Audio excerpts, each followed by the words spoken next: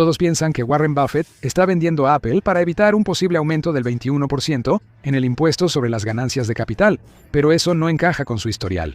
Buffett siempre ha sido un inversionista a largo plazo. Él no vende por pánico. Algo más está impulsando esto.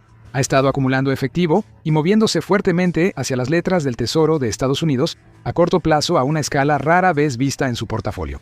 Ese tipo de movimiento normalmente aparece cuando empiezan a formarse grietas en la economía antes de que sean visibles. Porque cuando Buffett deja de conservar sus posiciones, no está reaccionando a los titulares, está reaccionando a lo que viene después. Al cierre del primer trimestre de 2026, la sociedad de cartera de Warren Buffett, Berkshire Hathaway, tenía una cantidad récord de efectivo. Esa cifra llegó a $397.4 mil millones. No acciones, no negocios, solo efectivo y bonos del gobierno, sin hacer nada más que esperar. Para entender la magnitud, es mayor que la producción anual de países como Finlandia, Portugal o Chile. Por sí solo, rivaliza con el valor de muchas de las empresas más grandes del mundo. Y no apareció de repente. Entre 2023 y 2024, Berkshire se deshizo de un total neto de $172.9 mil millones en acciones, con aproximadamente $134 mil millones vendidos solo en 2024. Fue la mayor venta en la historia de la empresa. Mientras los mercados alcanzaban máximos históricos, Buffett hacía lo contrario. Vendía trimestre tras trimestre y las ventas nunca se detuvieron. En el primer trimestre de 2026, la firma se deshizo de otros $8.1 mil millones netos. Después del mercado bajista de 2022, los siguientes 2 años no se suponía que fueran aterradores. 2023 y 2024 se convirtieron en algunos de los años más fuertes para las acciones de Estados Unidos en décadas. Los mercados subieron, las carteras se recuperaron y para muchas personas sentían que el único error era estar fuera del mercado. Y justo en medio de eso, Buffett acumuló su reserva. Su reserva de efectivo se duplicó con creces. La gente debió haber prestado atención. Todos los programas de negocios en la televisión llaman a esto una planificación fiscal inteligente. Un hombre cuidadoso recortando su factura de impuestos antes de que suban las tasas. Pero esto contradice la propia historia de Buffett. En 1986, la tasa de impuestos corporativos iba a subir del 28% al 34%. Eso debió haber provocado una venta masiva si los impuestos realmente influyeran en sus decisiones. En cambio, dejó sus inversiones principales intactas. Durante 60 años, construyó fortunas sin mover sus inversiones. Las reglas fiscales nunca lo han hecho vender una acción en la que creyera. Buffett ha dicho que su periodo favorito para mantener una inversión es para siempre. El mejor momento para vender un gran negocio es casi nunca. Coca-Cola es la prueba. La ha mantenido durante décadas, atravesando auges y caídas.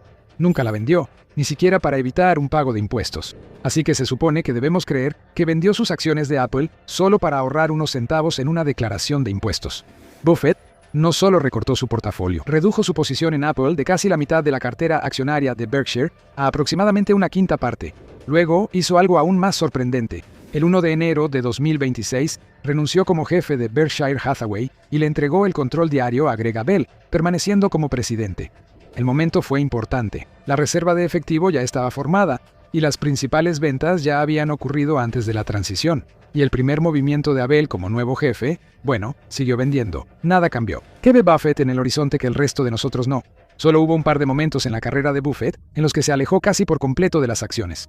Uno de ellos fue en 1969. Los mercados estaban en auge, impulsados por lo que más tarde se llamó el Nifty 50.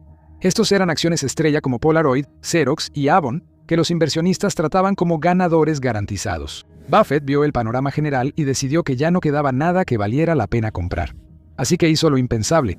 Cerró su sociedad de inversiones y devolvió el dinero a sus propios inversionistas. Simplemente se alejó. Lo que vino después le dio la razón. Para 1973, esa burbuja había estallado, y un mercado bajista brutal eliminó años de ganancias. Los grandes nombres fueron destrozados.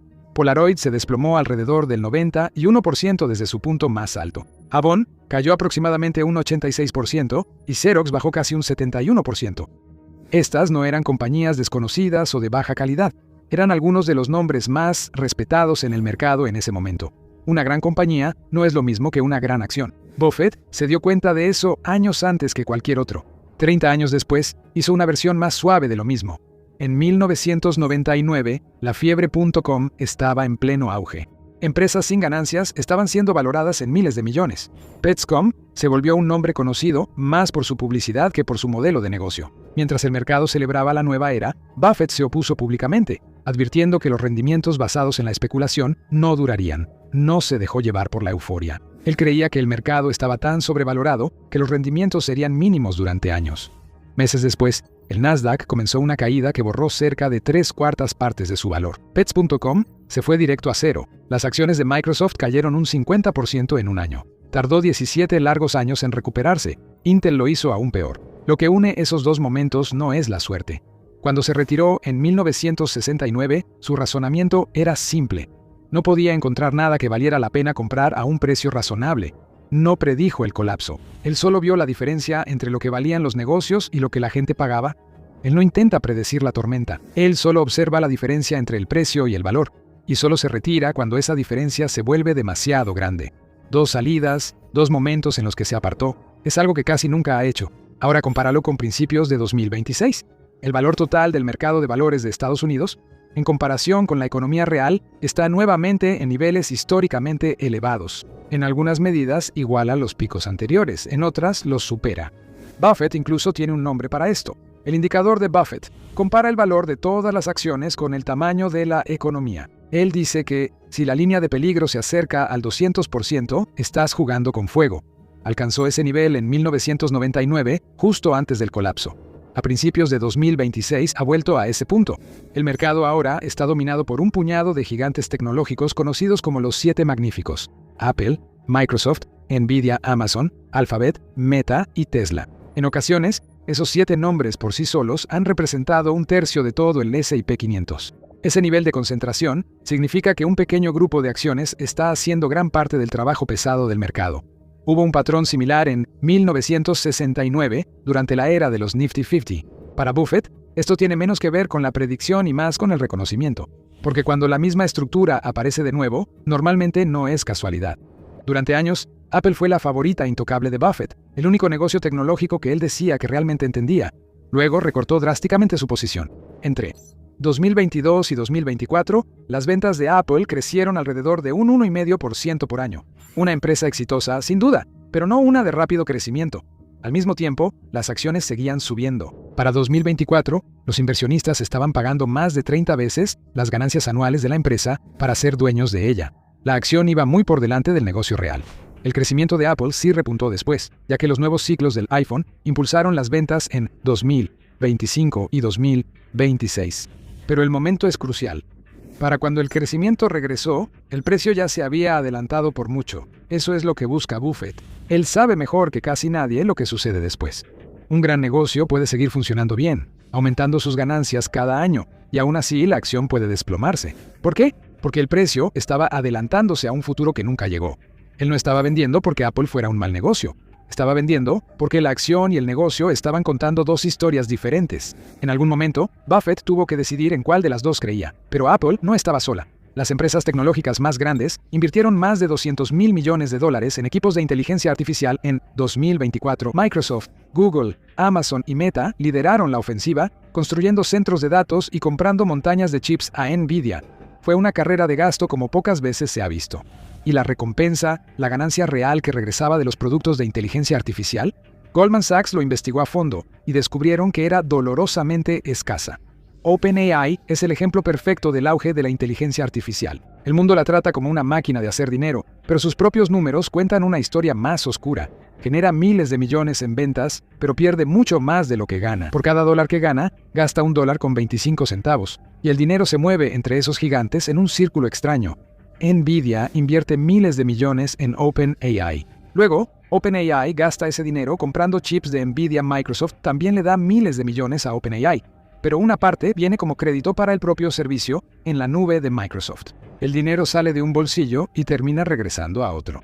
Nada de eso requiere que haya un cliente externo real para obtener ganancias. El dinero solo gira de un gigante al siguiente. Parece un ecosistema empresarial exitoso. En realidad, solo es un circuito cerrado de corporaciones pagándose entre sí. A finales de los años 90, el auge de las .com tendió montañas de cables de fibra óptica por todo el país. Las empresas apostaron a que la demanda de Internet explotaría de la noche a la mañana. No fue así, al menos no lo suficientemente rápido. La mayor parte de ese cable permaneció sin uso durante años, y las compañías que lo instalaron quebraron. El difunto socio de Buffett, Charlie Munger, dijo casi lo mismo sobre la locura de la inteligencia artificial antes de morir. En sus últimas entrevistas, criticó duramente la exageración, llamándola una locura y comparándola con las apuestas salvajes en criptomonedas. Pasó sus últimos días advirtiendo a cualquiera que quisiera escuchar. El mundo tecnológico está tendiendo fibra oscura otra vez, solo que más rápido. Entonces, ¿qué hará que todo se venga abajo esta vez? Las señales de advertencia nunca estuvieron en el mercado de valores, estaban en el mercado laboral, y las ventas de Warren Buffett coincidieron casi perfectamente con eso. Claudia Saum, una ex economista de la Reserva Federal, ideó uno de los sistemas de advertencia de recesión más simples que se hayan creado. Solo observa una cosa: el desempleo. Más específicamente, busca un cambio muy particular en la tasa de desempleo, que ha aparecido de manera confiable cuando la economía comienza a decaer. La regla es simple. Sigue el promedio de desempleo de 3 meses y lo compara con el punto más bajo del último año. Cuando el promedio sube medio punto por encima del mínimo, la historia dice que probablemente ya haya comenzado una recesión. En las 11 recesiones desde 1950, esta alarma se activó cada vez. En agosto de 2024, la alarma volvió a cruzar su línea. La lectura alcanzó 0.53 puntos por encima del mínimo. Las ventas más fuertes de Buffett, tanto de Apple como de Bank of America, no se concentraron exactamente en la misma ventana de tiempo. Redució su participación en Apple en casi un 50% de abril a junio de 2024. Las liquidaciones de Bank of America siguieron de julio a septiembre, cuando se cruzó la línea roja. En ese momento preciso, el inversionista más cuidadoso del mundo se dirigió hacia la salida. La misma alarma de empleo sonó de nuevo en 2001, 16 meses, después de que comenzó el estallido de las .com en 2000. Sonó de nuevo meses después de que comenzó el gran colapso de 2008 y una vez más, tras el impacto de 2020. Cada vez que sonó antes de que las cifras oficiales lo reflejaran, los precios de las acciones podían permanecer desconectados de la realidad durante años. Pueden subir por el optimismo, el impulso y la creencia de que el mañana será mejor que hoy. La contratación es diferente. En el momento en que las empresas reales empiezan a recortar empleos reales, algo se ha roto por dentro. La regla de Sam se activó en 2024, pero la recesión que todos esperaban nunca llegó del todo. En cambio, la Reserva Federal recortó las tasas de interés, la contratación se estabilizó y la economía logró algo más parecido a un aterrizaje suave. A principios de 2026, el indicador había vuelto a niveles más normales. Incluso Sam advirtió que no se debía tratar como una bola de cristal. Ella argumentó que el mercado laboral posterior a la pandemia era lo suficientemente inusual como para que tal vez no siguiera los mismos patrones que los ciclos anteriores. Si esto solo era una apuesta a una recesión a corto plazo, este era su momento para volver a invertir. Podría haber admitido que su momento fue prematuro y haber vuelto a comprar en el mercado que le demostró que estaba equivocado. En cambio, hizo lo contrario. La reserva de efectivo de Berkshire Hathaway creció hasta su tamaño más grande de la historia, mucho después de que supuestamente hubiera pasado el susto. Y eso dice mucho. El mercado actuaba como si el peligro ya hubiera terminado. Buffett actuaba como si el peligro aún no hubiera llegado. Se suponía que Buffett tenía un vínculo sagrado con el Bank of America. En 2011, la institución estaba desangrándose. Buffett llegó con un salvavidas de $5,000 millones y una demostración pública de confianza. Ese movimiento estabilizó todo el banco. Él fue su caballero blanco. Empezó a deshacerse de su participación en julio de 2024 y siguió reduciéndola hasta 2026. Enterrado en los informes del banco, hay un activo llamado bonos mantenidos hasta el vencimiento. El banco los adquirió mientras las tasas de interés estaban cerca de cero, planeando mantenerlos durante años. Luego, las tasas subieron y el valor de mercado de todos esos bonos antiguos de baja tasa se desplomó. El daño fue enorme. Para 2023, Bank of America tenía más de $100,000 millones en pérdidas en papel. En el punto más alto, superó los $130,000 millones. Imagina que compras una casa en la cima de la burbuja y aseguras una hipoteca barata. Luego, las tasas de interés se duplican y el mercado inmobiliario colapsa. Tu casa de repente vale mucho menos de lo que pagaste. No puedes vender. Vender significaría asegurar una gran pérdida, suficiente para dejarte en la ruina. Así que intentas esperar a que pase la tormenta. Tienes algo que silenciosamente pierde valor y rezas para que el mercado se recupere primero. Esa es la trampa de mantener hasta el vencimiento. Ese agujero negro de $100,000 millones fue casi 7 veces la pérdida que acabó con el Silicon Valley Bank en 2023. El banco desapareció en cuestión de días. En el momento en que los depositantes se dieron cuenta del peligro, la presión sobre Bank of America no desapareció. Persistió. Esto no afecta solo a un banco. Es una amenaza para todo el sistema. Casi todos los grandes prestamistas estadounidenses se llenaron de los mismos bonos de baja tasa durante los años de dinero barato. JP Morgan lo hizo. También lo hicieron los bancos regionales. Y ahora, todos tienen las mismas pérdidas ocultas. Por sí sola, la pérdida no es fatal. Un banco simplemente puede esperar a que los bonos maduren y cobrar su valor completo. El problema es que los bancos no controlan cuándo los depositantes piden que les devuelvan su dinero. Y si los retiros empiezan a acumularse, esperar ya no es una opción. Los bonos tienen que venderse y las pérdidas dejan de ser teóricas. Silicon Valley Bank demostró qué tan rápido ocurre esa espiral de muerte. Tomó solo unos días. Buffett conoce los bancos mejor que casi nadie. Él rescató a Bank of America con su propio dinero, vio lo que se venía y luego se alejó. Durante 2 años, todos observaron la curva de rendimiento invertida. Los bonos a corto plazo pagaban más que los de largo plazo, un patrón que ha precedido casi todas las recesiones modernas. Pero la inversión suele ser solo una advertencia. El verdadero problema tiende a llegar después cuando la curva comienza a normalizarse y la economía alcanza lo que el mercado de bonos estuvo señalando todo el tiempo. Piénsalo como un sistema de alerta sísmica. La inversión es el primer temblor, el largo y bajo retumbo que indica que la presión está aumentando.